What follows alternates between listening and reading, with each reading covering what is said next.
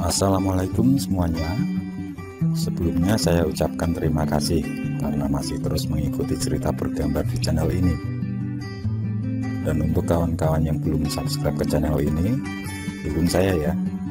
Klik tombol subscribe dan klik logo lonceng untuk bisa berlangganan gratis di video cerita bergambar selanjutnya. Oke, sebagai imbalannya kali ini saya akan coba menggambar sekaligus bercerita tentang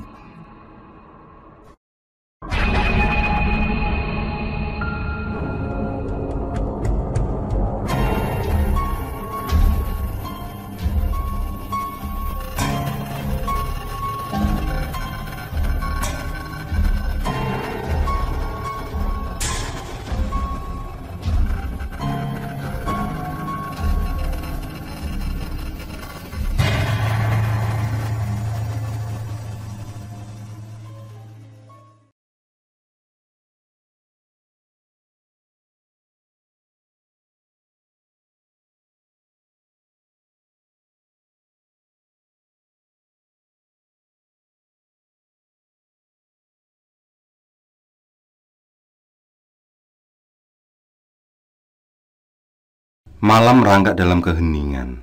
Sebuah sedan melaju dengan kecepatan sedang di suatu jalanan yang sepi. Pengemudi mobil itu tampak sangat menikmati perjalanannya. Alunan musik keroncong modern mengiringi setiap jalan demi jalan yang dilalui. Hujan deras turut mengiringi perjalanan mereka. Di suatu tempat yang sangat sepi, sedan itu berhenti. Pengemudinya turun, disusul seseorang yang juga ikut turun. Sesaat kemudian dengan tergesa mereka melangkah ke arah bagasi. Si pengemudi membuka bagasi itu, lalu mengeluarkan sebuah karung besar. Karung itu tampaknya sedikit berat. Terlihat pengemudi itu sedikit kesusahan. Karung itu pun berhasil diturunkan. Dari kilatan cahaya petir, ternampak bahwa karung itu berbelepotan warna merah. Pengemudi itu menengok kanan kiri sejenak, memastikan bahwa tempat itu memang benar-benar sepi. Setelah yakin dengan keadaan, dengan sekuat tenaga, dibantu seseorang yang bersamanya itu, mereka pun mendorong karung di depannya. Karung itu pun terhempas, jatuh di kedalaman jurang yang mungkin puluhan meter dalamnya. Segera setelahnya, mereka pun tancap gas.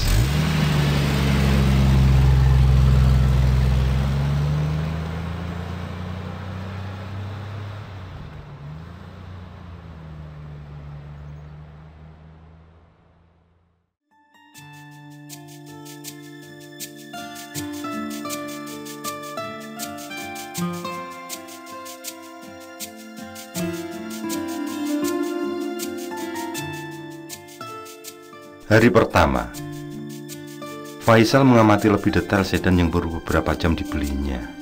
Ia mendapatkan mobil itu melalui sebuah media sosial yang ia ikuti. Sedan legendaris bernama Great Colora 93 itu masih sangat mulus. Catnya yang abu-abu metalik juga masih tampak berkilau. Mesin mobil itu juga masih sangat halus, apalagi sentuhan audio bikin gler di telinga. Ia merasa sangat beruntung mendapatkan mobil itu. Untuk ukuran pegawai berpangkat rendahan, bisa membeli mobil seperti itu sudah sangat bahagia rasanya. Bukan mobil baru memang, namun dari segi tunggangan, mobil itu bahkan ia rasakan lebih nyaman dari mobil-mobil keluaran sekarang. Faisal baru saja mencoba mobil itu berkeliling kota. Puas ia rasakan. Segera, ia parkirkan mobil itu ke garasi. Didera lelah karena kerja lembur semalam, Faisal yang belum juga keluar dari mobilnya lantas tertidur di atas jok. Dalam alam sadar maupun setengah lelap, ia melihat pasangan muda-mudi mengendarai mobilnya itu. Pasangan itu tampak mesra. Meski begitu, ia tidak begitu jelas melihat wajah mereka. Faisal terbangun oleh suara klakson setelah tanpa sengaja menekannya. Ia pun menggeleng-gelengkan kepalanya. Ia sadar kalau ternyata sedang bermimpi.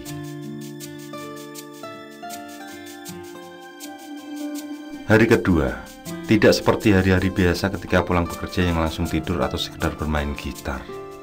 Kali ini setelah berganti baju, Faisal pun segera mengambil kain lalu segera mengelap mobilnya dengan perasaan riang. Faisal pun kembali duduk di jok kemudi. Dia pandangi kabin mobilnya itu.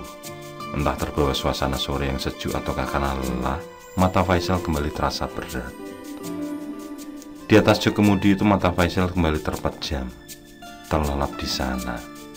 Dan kembali Faisal bermimpi. Di dalam mimpi itu, ia kembali melihat pasangan sejoli dengan mengendarai mobilnya. Namun kali ini pasangan itu tidak menampakkan kemesraan seperti mimpi sebelumnya. Pasangan itu tampak sedang bertengkar. Sebuah tamparan keras dari tangan si perempuan segera dibalas dengan tamparan pula oleh si lelaki. Faisal terjaga dari lelapnya. Ia merasakan pusing. Sejenak ia teringat mimpinya barusan. Faisal menggerutu. Paling hanya kecapean, pikirnya. Faisal hendak keluar dari mobilnya, dan tanpa sengaja dari kaca spion ia melihat seorang wanita duduk di jok belakang. Seketika jantungnya berdesir. Saat itu juga ia menengok ke belakang, namun di sana ia tidak dapati seorang pun. Kembali ia melihat dari kaca spion, dan memang tidak ia dapati sesiapapun di sana. Sejenak ia termangu ketika bulu kuduknya tiba-tiba merinding. Segera ia keluar dari mobil dan meninggalkannya tanpa berani menoleh.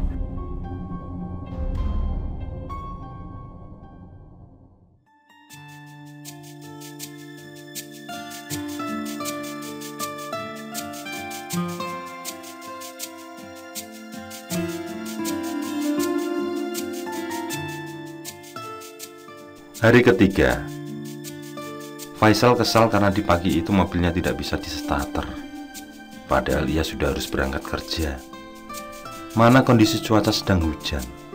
Tanpa pikir panjang, Faisal pun segera memanasi sepeda motornya. Saat akan berangkat itulah tiba-tiba Faisal dikejutkan oleh bagasi mobil yang tiba-tiba terbuka dengan sendirinya. Padahal ia yakin seyakin-yakinnya bahwa ia tidak menarik handle bagasi. Penasaran, Faisal pun turun dari sepeda motornya. Ia dekati bagasi mobil itu lalu memeriksanya kalau ada sesuatu yang mencurigakan. Nyatanya setelah ia periksa, tidak ia temukan apapun yang membuat bagasi itu terbuka. Bagasi itu ia tutup kembali. Lalu setelah mengunci pintu dan garasi, berangkatlah Faisal. Faisal memang tidak tinggal bersama orang tuanya, karena ia memang bekerja di luar kota. Faisal adalah anak nomor 2 dari 3 bersaudara. Kedua saudaranya yang lain masih tinggal satu kota bersama orang tua mereka. Adik perempuannya bahkan masih tinggal serumah bersama orang tua mereka. Hari itu, Faisal tidak segera pulang ke rumah karena ia harus mampir ke bengkel. Dan setelah berbasa-basi sejenak, barulah ia pulang untuk menunggu pemilik bengkel datang ke rumah. Sesampai di rumah, Faisal sangat terkejut ketika kembali ia dapati bagasi mobilnya terbuka. Bagaimana mungkin hal itu bisa terjadi? Padahal pintu mobil jelas terkunci. Tidak ada siapapun di rumah. Tidak lama berselang, pemilik bengkel pun datang. Segera, pemilik bengkel itu mencoba menstarter mobil. Memastikan ada kendala apa. Hasilnya sungguh membuat Faisal terkejut. Mesin mobil itu dengan mudah menyala. Dicek bagian per bagian semua normal, membuat Faisal geleng-geleng kepala. Pintu bagasi pun normal, tidak ada yang rusak atau hal lain. Setelah yakin dengan kondisi mobil yang sehat, pemilik bengkel pun berpamitan. Pemilik bengkel juga memastikan bahwa semua normal. Kondisi mesin semua bagus. Faisal pun mengantar pemilik bengkel sampai depan rumah. Faisal tidak menyadari bahwa si pemilik bengkel sedang terkejut menatap ke dalam mobil. Ya, di dalam mobil itu, pemilik bengkel melihat seorang wanita sedang duduk di jok belakang. Namun karena takut, pemilik bengkel segera mohon undur diri. Faisal memandangi mobilnya dengan keheranan, tapi ia masih berpikir positif. Mobil tua memang mungkin ada saja kendalanya. Faisal pun berlalu.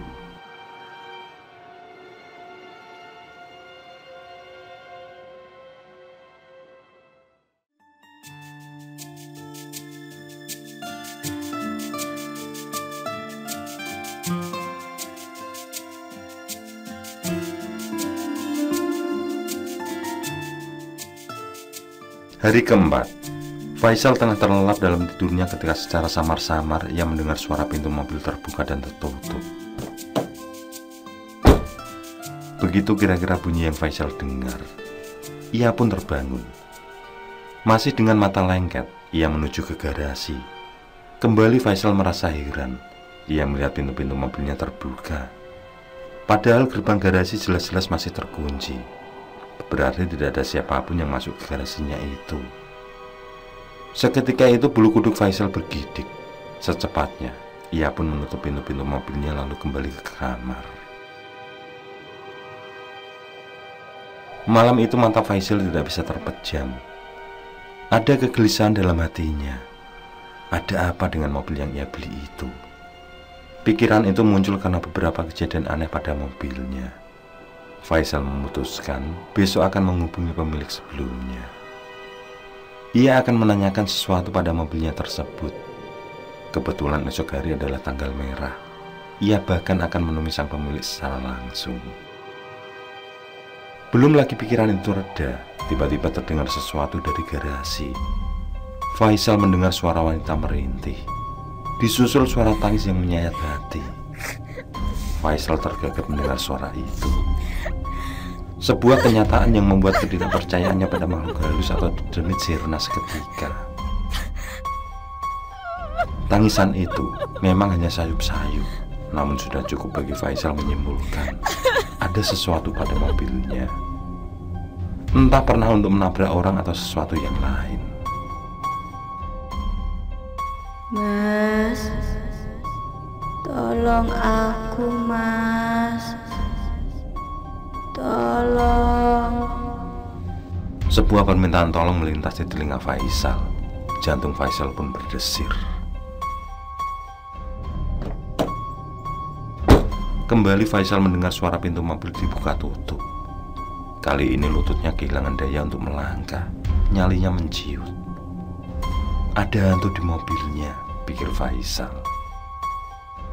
Semakin kacau pikirannya, entah harus apa yang ia perbuat.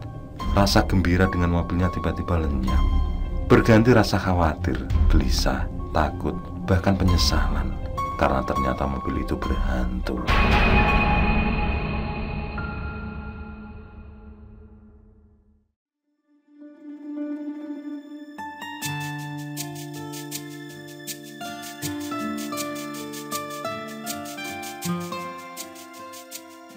Hari kelima, nomor pemilik mobil yang ia telepon ternyata sudah tidak aktif.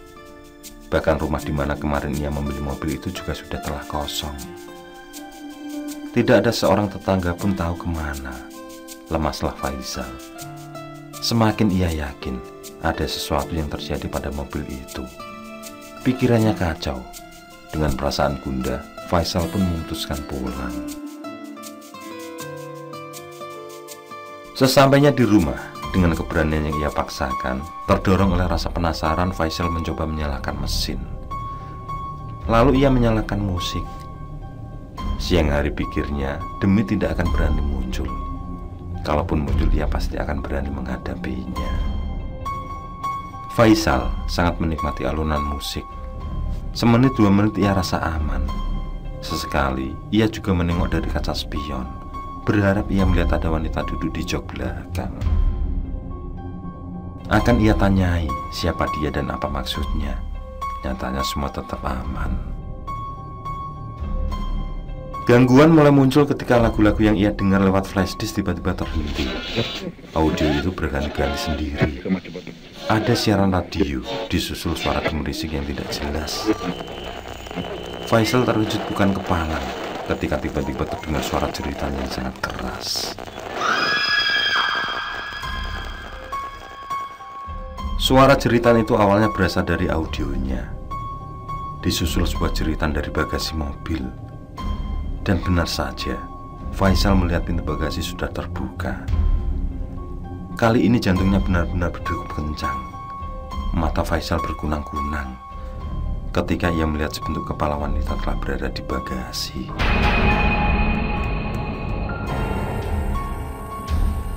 Darah mengenang di bawah kepala itu. Mata wanita itu mula-mula terpejam. Namun saat Faisal nekat memandanginya, mata itu tiba-tiba terbelalak. Faisal terkejut bukan kepala. Tidak kuasa melihat pemandangan itu, Faisal pun tumbang. Tubuh Faisal demam karena pemandangan mengerikan itu. Padahal setelah ia lihat kembali, tidak ada sesuatu pun di sana. Bagasi itu bersih.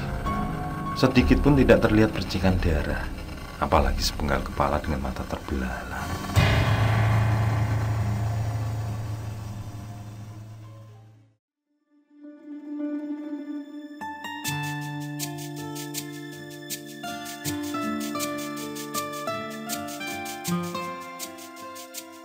Hari ke-6, terdorong suatu kekuatan yang Faisal sendiri tidak tahu.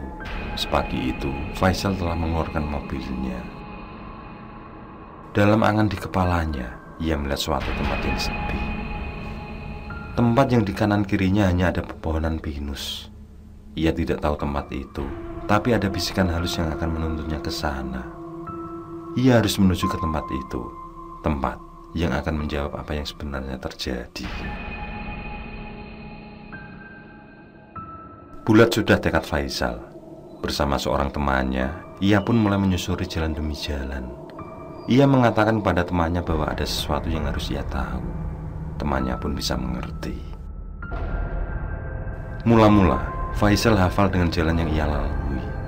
Namun setelah lebih dari 2 jam berkendara, ia sudah memasuki Provinsi Jawa Timur. Ia belum pernah melewati jalan itu, namun dari gambaran di kepalanya, ia merasakan tempat itu sudah semakin dekat. Beberapa jam kemudian, tempat yang ada di angan kepalanya itu pun ternampak. Pemandangan itu sama persis seperti dalam pandangan di kepalanya. Yang ia lihat di kanan kiri hanya ada pepohonan pinus. Ia pun memarkir mobilnya. Ada sebuah bisikan lembut untuk menuruni tebing yang sangat curam itu. Maka dengan bersusah payah, Faisal dan temannya mencari jalan agar bisa sampai pada tempat yang dibisikkan itu. Mereka harus melewati jalan memutar, melewati hutan, agar bisa sampai pada dasar jurang sedalam mungkin 50-an meter lebih. Mas, bisikan itu mengatakan di sekitar sini, Mas. Kita berpencar atau tetap bersama? Tanya Faisal. Temannya memilih berpencar untuk mempercepat pencarian. Usaha itu pun membuahkan hasil. Setelah hampir 1 jam menelusuri tempat itu, Faisal merasakan sesuatu. Mengikuti lalat yang berterbangan, Faisal pun menemukan sebuah karung yang sudah robek-robek. Dan isi karung itu adalah jasad yang sudah hampir tinggal belulang.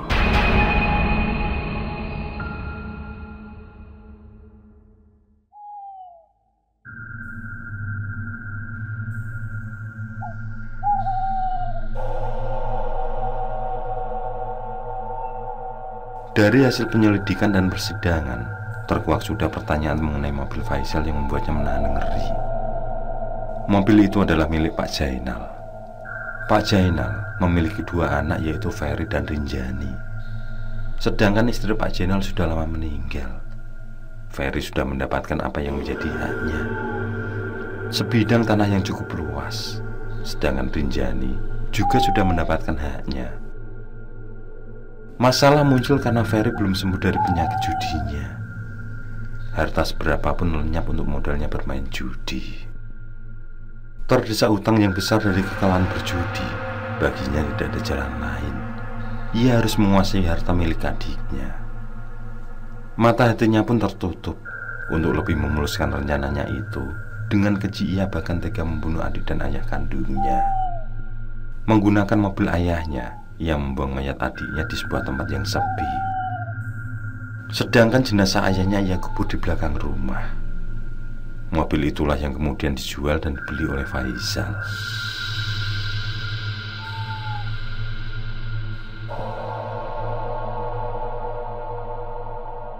Lelaki dan perempuan yang Faisal lihat dalam mimpi pertamanya itu adalah Ferry dan kekasihnya. Mereka merencanakan pembunuhan terhadap adiknya sendiri. Sedangkan pada mimpi keduanya, lelaki dan perempuan yang bertengkar adalah Ferry dan Rinjani. Rumah yang digunakan untuk transaksi mobilnya itu rupanya juga hanya rumah kontrakan. Di rumah itu pula terkadang perjudian diselenggarakan. Bahkan terungkap pula, secara rutin rumah itu menjadi tempat perdagangan narkoba.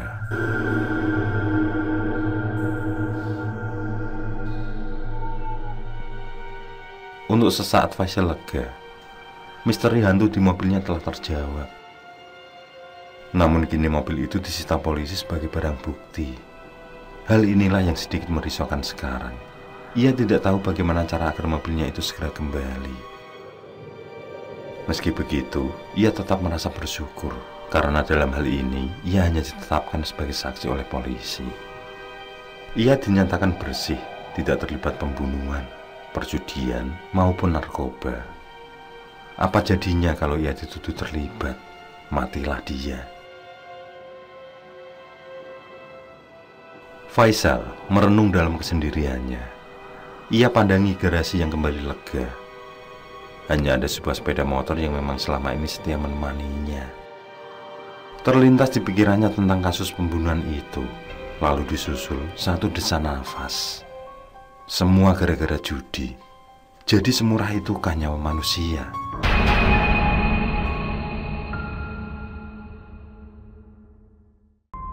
Oke, saya kira cukup cerita kali ini. Untuk cerita-cerita lainnya, silahkan buka di bagian video dalam channel ini, di playlist cerita bergambar. Sekali lagi terima kasih ya. Jangan lupa like, komen, share juga boleh. Dan untuk yang belum subscribe, langsung klik tombol subscribe. Semangat berkarya. Akhirul kalam, wassalamualaikum warahmatullahi wabarakatuh.